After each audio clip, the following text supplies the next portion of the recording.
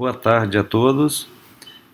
Dando seguimento às aulas da disciplina de Pneumologia e Cirurgia Torácica da Faculdade de Medicina da Universidade Federal do Ceará, agora nós abordaremos um tema que é importante sobre transplante de pulmão. Nós vamos ver alguns detalhes em relação às indicações e os critérios de seleção dos pacientes para transplante, ou seja, do receptor, e critério de seleção do doador.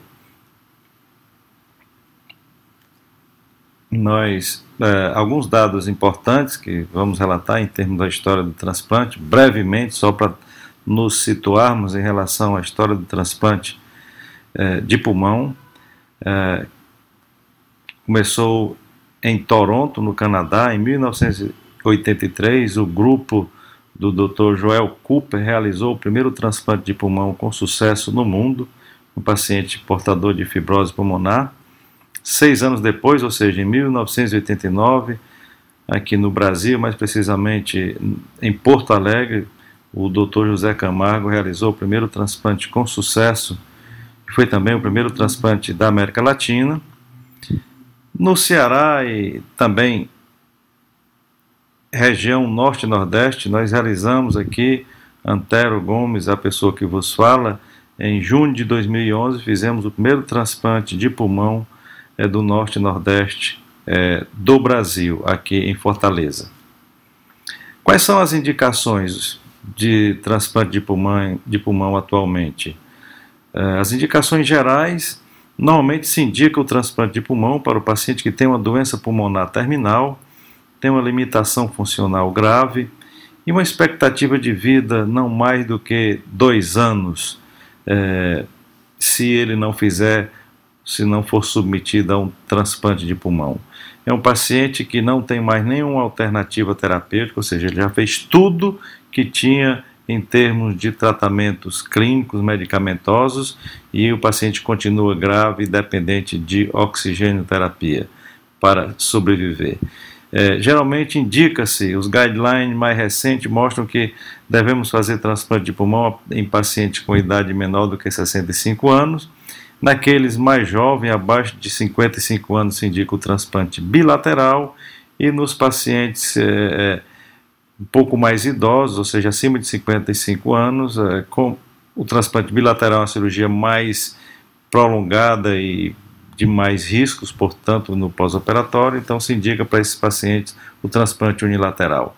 É claro que esses pacientes têm que ter uma condição psicossocial e familiar adequada, tem que ter um cuidador e tem que ter, acima de tudo, uma boa motivação para viver. As indicações específicas são os pacientes que têm uma doença pulmonar que nós chamamos de pneumopatias obstrutivas, e dentre elas aqui, desse grupo, a mais importante é o enfisema pulmonar, relacionado ou não ao tabagismo, a pneumopatia restritiva, no caso aqui representada pela fibrose pulmonar, e a pneumopatia supurativa, que desse grupo é representado pela fibrose cística, e tem outras patologias que evoluem com supuração e com infecção pulmonar de repetição, e que também inclui, dentre elas, as bronquiectasias. E das pneumopatias vasculares, nós citamos aqui a hipertensão pulmonar primária. Os trabalhos da literatura mostram que as principais indicações para transplante de pulmão, aqui nós podemos observar, para transplante simples, para transplante bilateral e transplante de coração-pulmão, estão as duas principais, o enfisema pulmonar e a fibrose pulmonar, aqui a idiopática ou a pneumonia intersticial não específica, a fibrose cística, que nesse caso pertence ao grupo das doenças supurativas e tem que ser feito o transplante bilateral, hipertensão pulmonar, tanto único como bilateral, mas a preferência também é por bilateral. E outra indicação mais recente também, na medida que o programa vai passando o tempo e tendo mais experiência, todos eles acabam tendo doentes que foram transplantados e que evoluem com bronquiolite e precisam ser de repente retransplantados.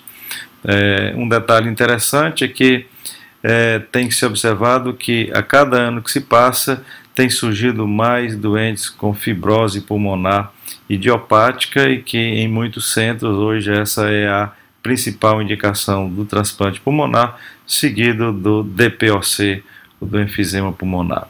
Nesse gráfico aqui do Jornal de Transplante de Coração e Pulmão de 2013, mostrando as 3 principais indicações de transplante do pulmão, que vem, à medida dos anos, essas indicações vêm se mantendo, e nós podemos observar em verde aqui no gráfico que o enfisema pulmonar é uma das principais, seguida por fibrose pulmonar, que também no gráfico dá perfeitamente para se perceber que as indicações de fibrose pulmonar vêm aumentando a cada ano, e a fibrose cística. E tem outras indicações menos comuns, como o enfisema por deficiência de alfa-1 antitripsina, o enfisema por hipertensão pulmonar primária, ou a hipertensão pulmonar primária e o retransplante.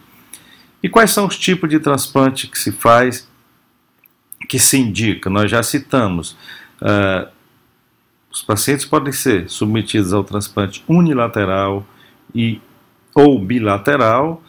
Tem uma tendência, como mostra também o Journal of Heart and Lung Transplant, que experiência, a cada ano que se passa, o número de transplantes no mundo vem aumentando por conta do transplante bilateral.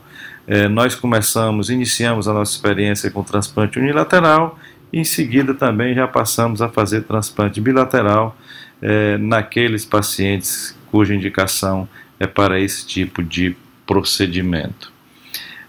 Em relação ao número de transplantes por milhão de habitantes por ano, nós podemos observar nesse gráfico que mostra a realidade do mundo, e países como os Estados Unidos são os que mais fazem transplante de pulmão. Eles fazem em torno de 5,5 transplantes por milhão de pessoas.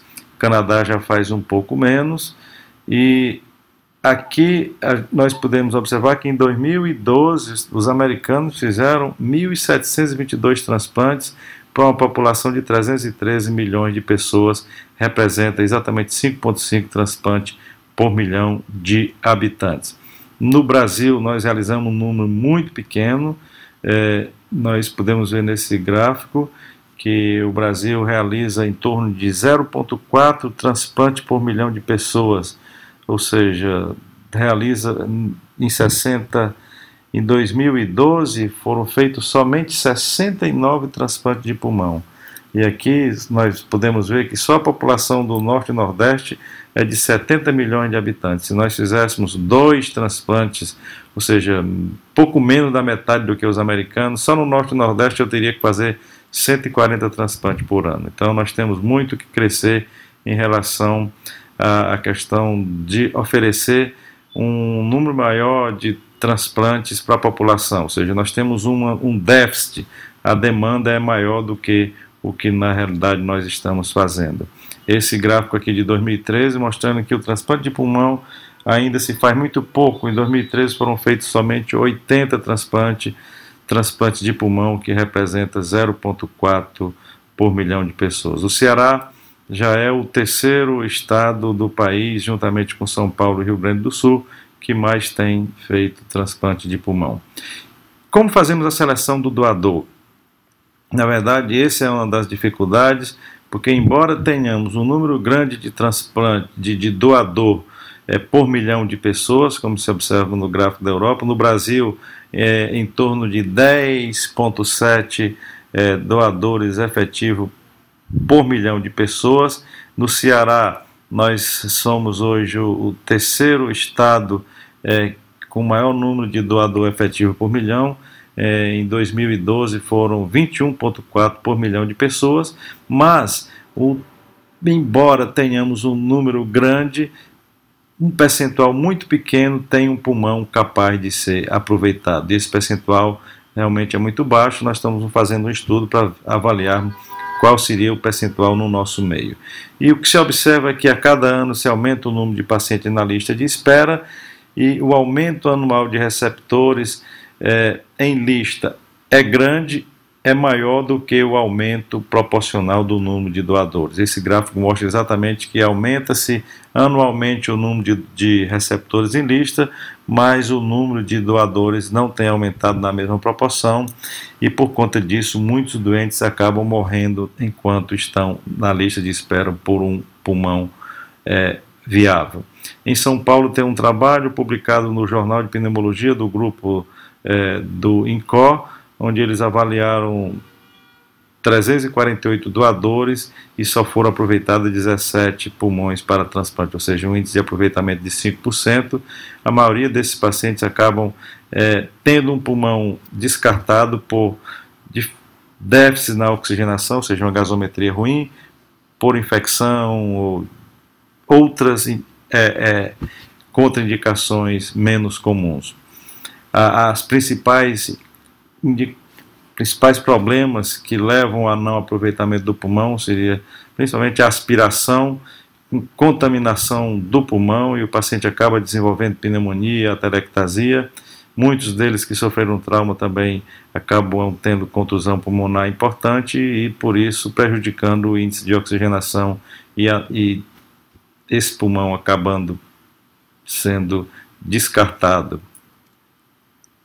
Nós, quando somos solicitados para avaliar o paciente, nós vamos ver que além dos exames básicos, que é o raio-x de tórax, temos que fazer uma broncoscopia antes de realizarmos a captação, e o que se observa em um número grande de casos é exatamente o que nós podemos ver nesse raio-x, que é uma consolidação de todo o lobo superior direito, como pode se ver. E no lavado brônquico, na maioria das vezes, tem pus na via aérea, e isso é uma contraindicação. Essa combinação de infiltrado pulmonar com pus na via aérea é uma contraindicação para se fazer a captação.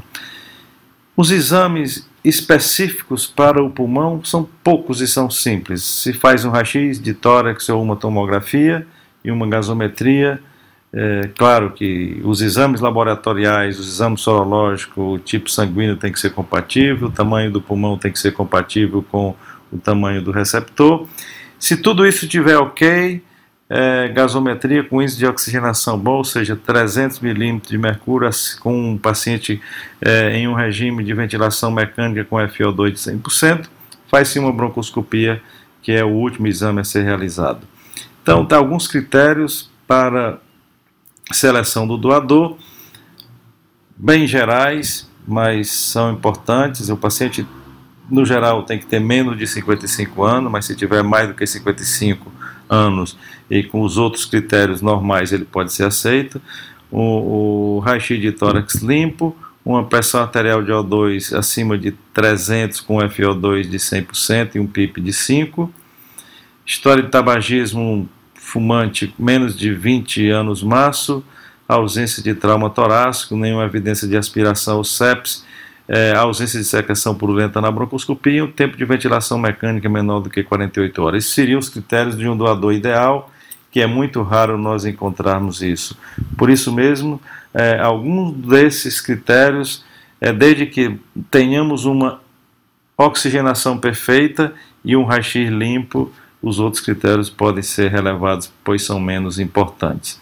Então, o paciente indicado então o transplante, ele vai então, juntamente com as outras equipes, faz-se uma incisão que vai do manubrio external até o pubis, expõe-se o pulmão, se faz a última avaliação para se observar se os pulmões realmente não têm nenhuma consolidação ou alguma alteração outra que possa contraindicar a captação, e aqui é o sinal verde se está tudo ok, para a equipe que está com o receptor iniciar o procedimento cirúrgico. Faz-se a retirada do pulmão, esse pulmão é acondicionado em uma solução, que é a solução universal hoje que se usa, é o Perfadex, em 3 bolsas, contendo então 2 a 3 litros da solução de Perfadex. Vai-se então para uma vez feito a captação, então começa-se o processo de transplante. Nós já vimos alguns critérios gerais de seleção do receptor. o receptor passa por uma avaliação multidisciplinar, com equipes da clínica, da cirurgia, e aí passa pela fisioterapia, tem uma enfermeira que coordena todo esse processo de seleção do receptor, passa pelo serviço social, que é importante saber se o paciente tem condição social, tem um cuidador que possa acompanhar esse paciente depois de submetido ao transplante, e também passa por uma avaliação psicológica e social para saber se o doente tem equilíbrio suficiente para submeter a um procedimento da magnitude do transplante de órgão. A avaliação clínica faz alguns exames gerais para avaliar o pulmão, avaliar a questão se tem osteoporose ou não, a densitometria óssea, faz uma avaliação cardiovascular, e que inclui eletrocardiograma, ecocardiograma e cintilografia miocárdica, e para aqueles pacientes que têm mais de 40 anos, se indica então uma coronariografia para se avaliar as artérias coronárias. Exames específicos de função pulmonar, prova de função completa tomografia para se avaliar capacidade pulmonar total, difusão de monóxido de carbono, teste de caminhada é importante para saber se realmente esse paciente desatura com o esforço, e gasometria arterial em ar ambiente. Então, na doença obstrutiva, que é no enfisema, tem os critérios bem específicos para indicação do transplante. Aquele paciente que tem uma espirometria com um VF1 menor do que 20% e uma difusão de monóxido de carbono menor do que 20% do previsto, sem resposta broncodilatador, é um dos critérios importantes para indicar o transplante. Se tem uma PaO2, ou seja, tem uma hipoxemia em repouso, PO2 menor do que 55 e PO2 maior do que 50, ou seja, PCO2 maior do que 50, tem retenção de CO2, é um critério importante também. Hipertensão ao corpo pulmonar, se o paciente vem piorando clinicamente e se está dependente de oxigênio. Então aqui só vou mostrar um caso de um paciente com 53 anos, masculino, história de dispneia há 4 anos, que piorou progressivamente, mesmo com a otimização da medicação nos últimos meses. Está em uso de oxigênio há 8 meses e de medicamentos, broncodilatadores, corticoide inalatório, etc. Mas mesmo assim o paciente não tem apresentado melhora clínica. Basicamente a doença se restringia ao pulmão, de história patológica pregressa não tinha absolutamente nada, era um tabagista de 60 anos maço. Esse é o paciente de 53 anos. O raio-x de tórax mostra que é clássico no enfisema, a hiperinsuflação pulmonar com rebaixamento ou inversão das cúpulas diafragmáticas, como pode ser observado aqui no raio-x de perfil. A tomografia mostrando o enfisema pan e centro acinar difuso, e uma cintilografia de perfusão, também importante se fazer de rotina, para se avaliar o grau de perfusão de cada pulmão. Essa cintilografia mostra que o pulmão esquerdo era bem pior do que o direito, a perfusão era de 31,2% e o pulmão direito tinha uma perfusão de 68,8%. Se fosse unilateral, transplantaríamos só o pulmão esquerdo, o pior. E se for bilateral, transplanta-se o 2, mas começa pelo pulmão esquerdo. A espirometria mostrava que o VF1 era de 16%, 530 ml só, ou seja, uma função respiratória muito ruim.